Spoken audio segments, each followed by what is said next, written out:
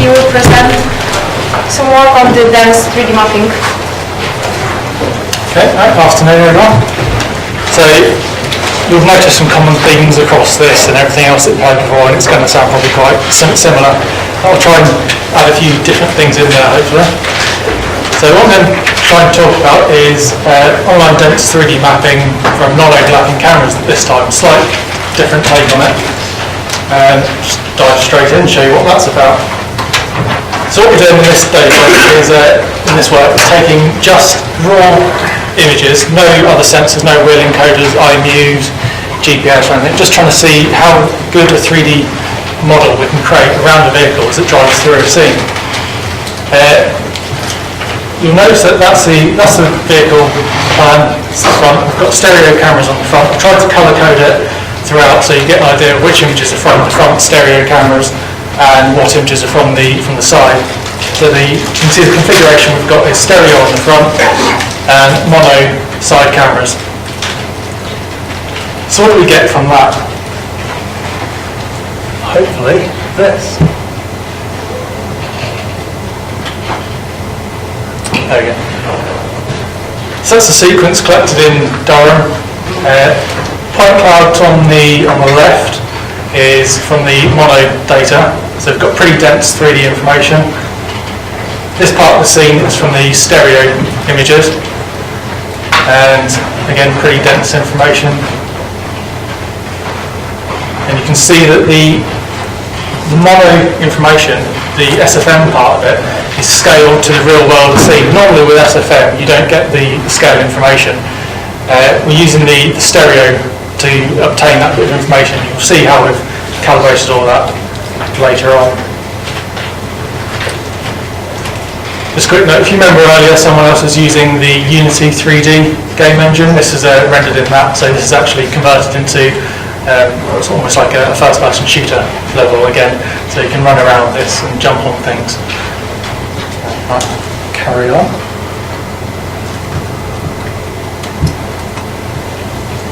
Right, the process is broken down into 4 stages. You've got the reconstruction stage, photograph stage, that's the camera positions in space, general scene filtering. That's not the point cloud filtering, this is filtering the 2D images to decide what we want to produce, what we want to create the point cloud data from. Then there's an alignment stage at the end, which aligns the mono SFM with the stereo data. And there's 2 processing streams that go along with this. You've got the top one, which is generally the stereo-based stuff, and then the dense structure from motion, which is the mono part of it. I'm not really going to go into the stereodometry, we just used an algorithm that's out there.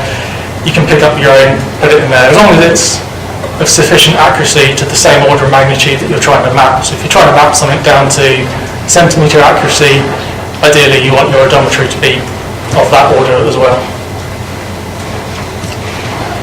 So the first stage of it was to try and decide what stereo algorithm we're going to use. As you've seen before, the Kitty data set is quite a popular one. Won't go into too much about it, you've all heard about it before, but basically you've got that laser scanner information, you've got stereo cameras on the front, and I don't know if this was mentioned before, but someone went through mainly, probably some poor undergrads, and had to put these bounding boxes around all the objects of interest, cars, bikes, pedestrians, trucks. So this information we decided to try and create some other metric that we could use to assess the accuracy of stereo algorithms.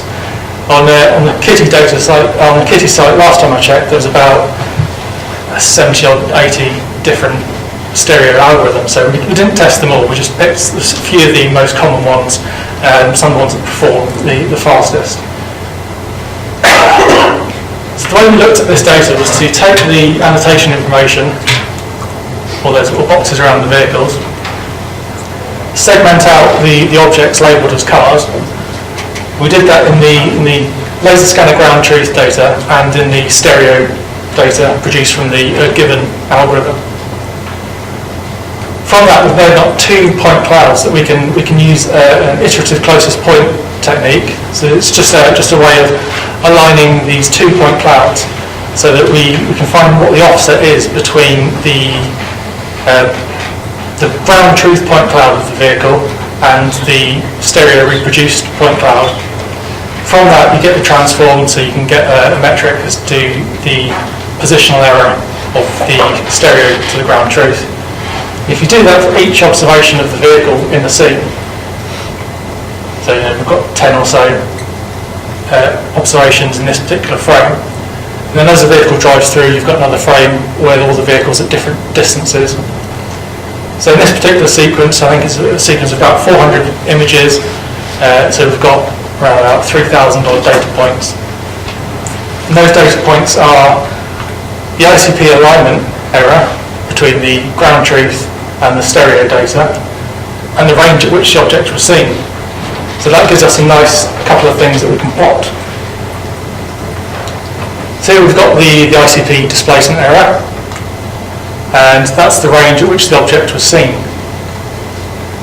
Straight away you can see they're all pretty low. These are all pretty similar. We tested a bunch of others, tested about another 5 or so. These are the better performing ones. I don't know if you're too familiar with them, but that's a fairly standard block matching. It's a semi-global block matching. That's the efficient large-scale stereo from the guys that did the KITTI data. These are fairly common ones. This is slightly newer, and they'll perform on par with each other. But the key thing to take away from this is that the expected disparity error over a range is about 0.1 pixels. So that's pretty good. That's a tenth of a pixel accuracy when they're doing their matching from stereo left to right. This region down in the graph, it looks like those two perform pretty badly and they go wonky. That's true, but if you know the way that some stereo algorithms work, is you take a patch from your left image and you scan it across the right image until you find a match, and then that's your disparity measurement, and you can do some interpolation to get your sub-pixel accuracy. To improve the performance of that, you don't scan it across the entire image, because that's quite a large thing to do. It's quite a large computation. You usually put an inherent limit on it, say scan for a maximum of 64 pixels, and that's what that is there. Simply that those two algorithms have a limit set on them, so they inherently are limited to a minimum range. But key thing to take away is this 0.1 pixel disparity error. That'll be important later on. So now we've done that, and we're quite happy that we're going to use any of these three algorithms for the rest of our work. We're going to tackle the next problem of creating dense 3D maps around your vehicle, and that's of dynamic objects. This is an output of a point cloud which was created from us driving around Durham, where we're going forwards and there's a person walking across our path. Now the background, the static scene stays the same relative to the position of our vehicle. That's fine. You only get one background created.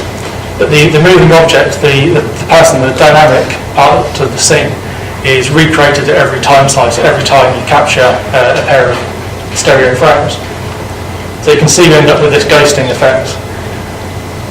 If you're running some sort of offline process that goes through later and tries to fill in tries to work out where walls are, tries to work out where objects are, that could easily look like a wall or a bush or something that you know that you can drive through because it's not always there. So the challenge is to remove that, removing objects, dynamic objects, from cameras that are on board a dynamic platform.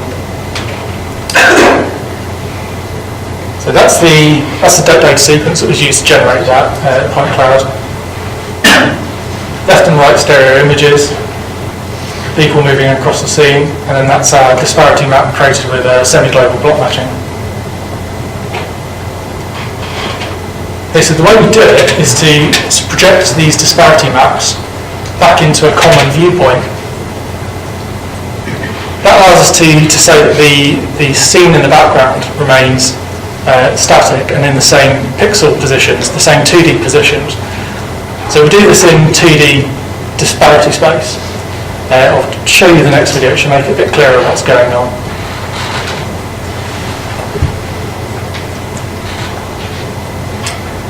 Okay, so up there, again, stereo left and right at different times, and the corresponding disparity map for that time. And then in the bottom right is the same disparity map you're seeing in the bottom left, but reprojected back into the camera position at t equals 0 in this case. So this is just a quick 10 frame sequence that shows how you can reproject the images, the disparity images, which is the depth image, back into a common viewpoint.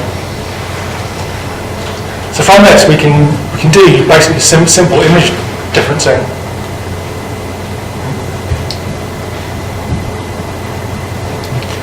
So here we've taken the disparity image at frame 0, the disparity image at frame 1, and projected frame 1 back into frame 0 and performed a difference. And that will show you where you've got a difference in depth. But that's a motion compensated depth, so that's motion compensated for our vehicle platform.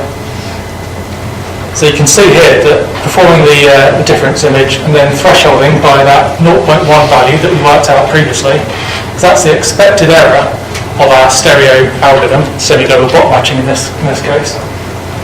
So anything greater than that, we can say isn't due to mismatch errors, it's due to depth change in the scene, which is what we see here.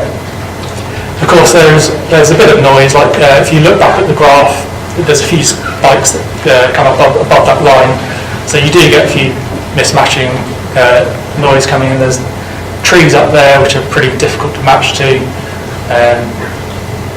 They're probably moving in breeze as well, so yeah, a bit of noise, but the important thing is we've found the dominant thing in the scene that's moving. Although this isn't perfect, in this case the people are moving across us. So if the person's there in one frame, there in the next, there's a large difference in the depth. In this case, they've moved there and they've moved there. So where there's an overlap, there's not much depth change. So that's not been, that isn't shown in this thresholded image. There's a couple of ways of getting around that. You could take different images between frames spaced further apart in time, so you could do frame 0 and say frame 5 or 6 or whatever, projected back into frame 0's viewpoint. You can do that.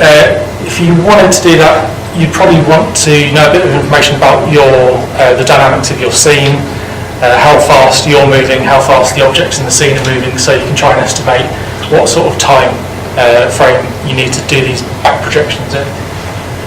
An easier way of doing it instead is using the same reprojection method that you're using to project disparity maps into different viewpoints. You can do that with the original intensity image as well.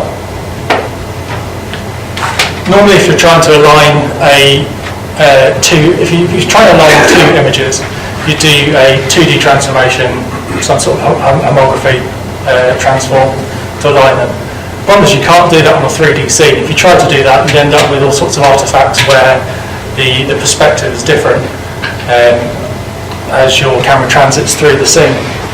So using the full depth information of the scene, we can perform a depth-aware image alignment. So that allows us to do the intensity projections in the similar way from frame 1 back to frame 0. And you can see here that that's performed a pretty good alignment. Background again has stayed nice and static, and the moving objects, people in this case, it's quite clear where they are. So you can do another image differencing and create another moving object mask that you can use to take them out. The important thing with this is that you're not doing any other processing of information that you haven't already got. You've got the full depth information that you need for your mapping. You've got the camera position information that you've got from your mapping anyway. So it's just processing those in a slightly different way. You could do other techniques. You could identify people, bikes, whatever in the scene with some classifier, but that requires you to know what you're classifying. If it's something that you've never seen before, you might miss it. And then even if you've classified it, you might not necessarily classify the whole object, it's moving. And then you might need some segmentation techniques, which then it starts adding up more processing and it starts getting more complicated. This is just utilising the data that you've already got. So this is the result of removing the people in this case. So you can now see the bike behind them, and there's no longer a ghosting image of the person. Here's a different example from the Kitty datasets where they were driving down the road following a vehicle. Each time slice, the back end of the vehicle has been reproduced and added to the global map. We've successfully removed that. Another example of a person successfully removed, so you can't see the fence behind him there. There you can. And a final example, it's quite nice. It might be a slight limitation of the process, but it's just to show that it is actually moving objects. This guy was walking quite quickly across the road, and you can see where his feet were in contact with the ground. They're stationary with respect to the world, so his feet remain within the scene because they're the only static things, which is you might want to take that out later. It's maybe a slight limitation, but it's just to show that it's actually removing dynamic objects. Okay, so that's the main tool chain for the stereo process. Now we're going down to the next level, which is the dense structure from motion. Again, you've heard quite similar stuff before. It's built on a very similar technique where you track features throughout the scene using fast features and then using optical flow to track features over consecutive frames. Use a sliding window to bubble adjust the last several frames that have shared features.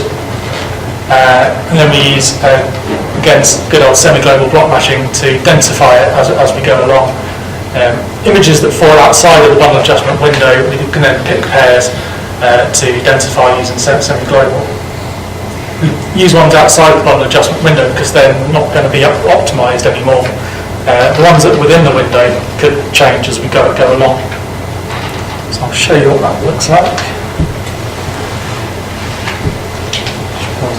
So we've got the raw input image on the top left. Flow features tracked over, I think this is about 4 or 5 consecutive frames, and then the point cloud that's been built on the bottom. So already it's a fairly dense point cloud, and you can see the bundle adjustment window starting to optimise points as it comes in. There you go.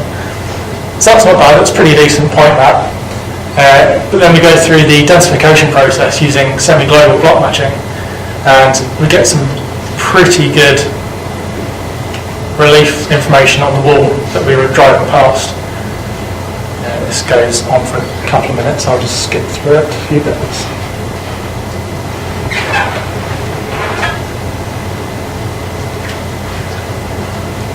So this short sequence contains 9.4 million points.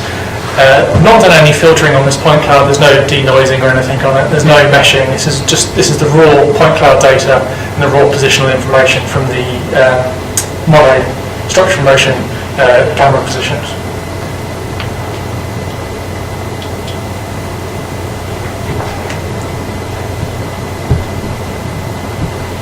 So not only does it work quite well when we're moving with fairly planar motion parallel to the wall, but also when we get to this corner point and we turn around the corner, we can still use the picking pairs, image pairs, rectifying them, stereo rectifying them, and then using semi-global to fill in with some nice dense information.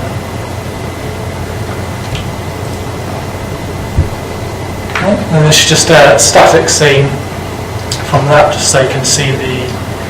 So in that section, there's about 3.6 million points. I'll just zoom in on this bit here. So you can see that's fairly fine detail being brought out from the structure of the wall. I haven't gone back and measured it. Maybe I could ask Toby when he's up there next time to run around with a tape measure and get some dimensions for me.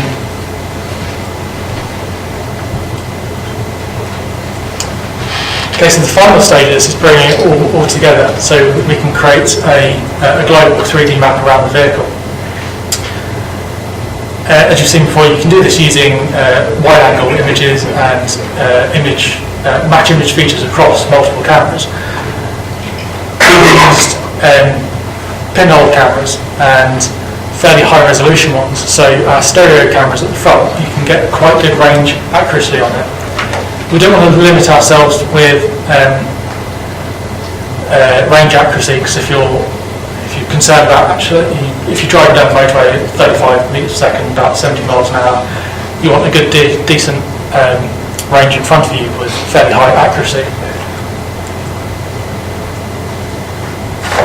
So this is a quick summary of what you get from the SFM data. So we're looking at the left camera here. In that example where we drove down the wall and we turned left, this is that. You'd expect to get your camera pose information and your point cloud in the middle.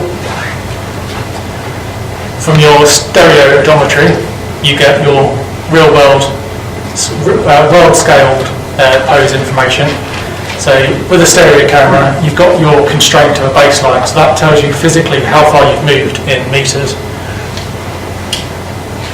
One thing we do need to know about the cameras is we just need to know their positional offset. We don't know the rotation information about the mono cameras, where they are on the vehicle. We just measured the distance or the position, the X and Y offset from the stereo camera. So we could estimate where we expect to see the position of the mono camera, given that we know the trajectory of the stereo camera. So if you plot the two pose graphs on the same coordinates, they both start at 0, 0 at the origin there. Stereo one thinks it's doing that, mono one thinks it's doing that. But we know they're rigidly linked, and we know where we expect to see the mono camera. So we just simply do a minimization where we can align the expected position of the mono camera to the actual pose graph estimated from SFM.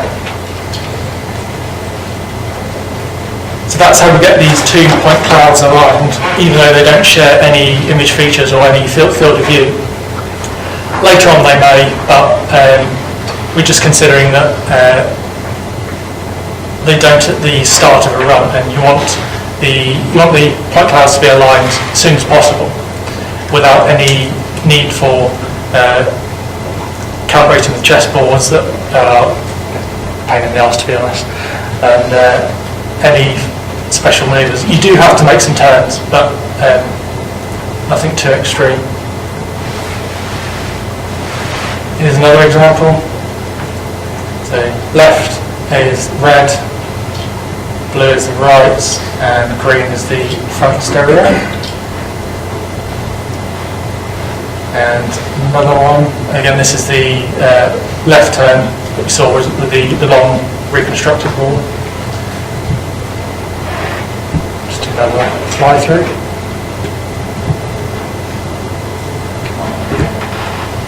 So that's your front stereo reconstruction from your left camera, and then the right one should come into view in a minute.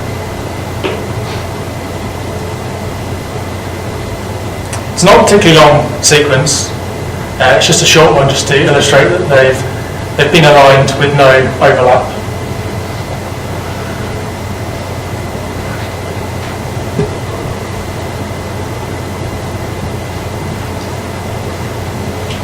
This, in summary, we've taken just plain images on a vehicle, stereo and mono images. We've removed dynamic objects from the mapping process and used a self-calibrating pose alignment scheme to create real-world scaled mono SFM and dense stereo images into one global map.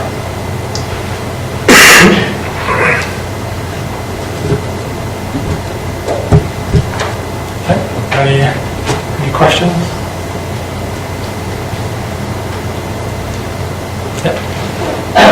Nice work, Oliver. Just an idea that occurred to me. The model one side is going to see some of the points coming into the scene later. So have you thought about temporal alignment later on? Yeah, you could do that. Like, you could buffer a load of frames or buffer features, or whatever, and then try and match them later on. There's been some work done on that. I can't remember who by now recently, but they did a similar thing. They tracked features in stereo camera at the front and walked them to predict what they would look like in the mono camera. So yeah, there's already been some work looking at that.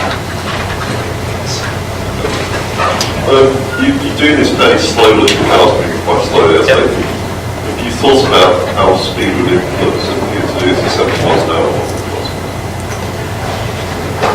Well, it would make it more difficult, definitely.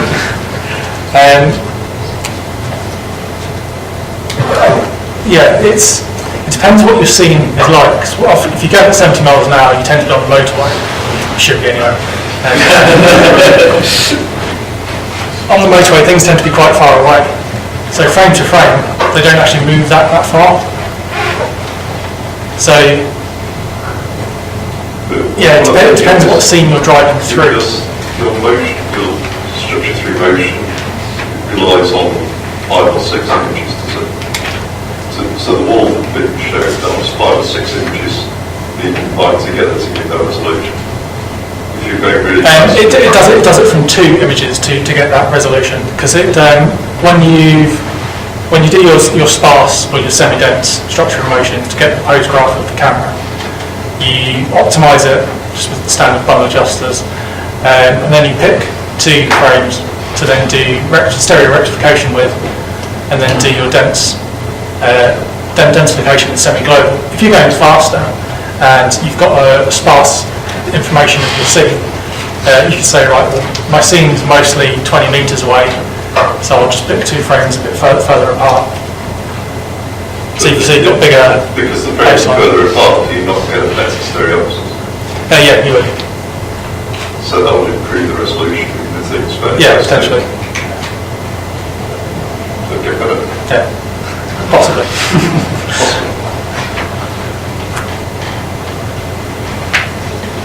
How robust are these methods to pitch and roll of the car? Because I guess yaw is kind of expected, but those other things, if you go over a speed hump or a pothole or something like that.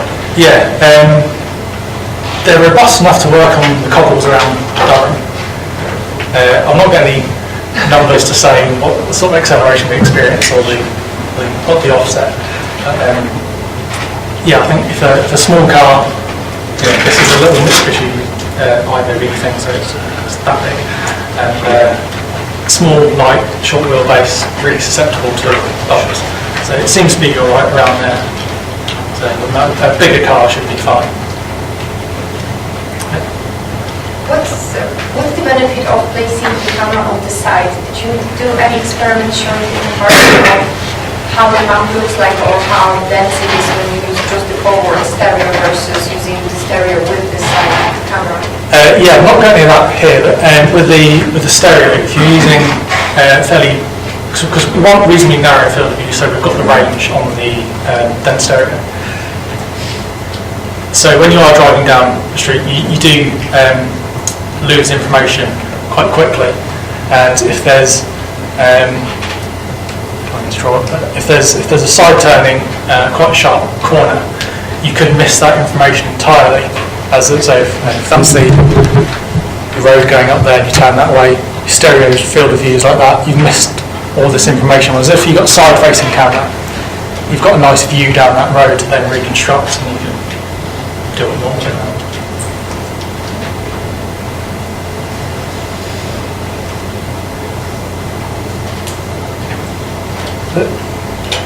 Thank you very much.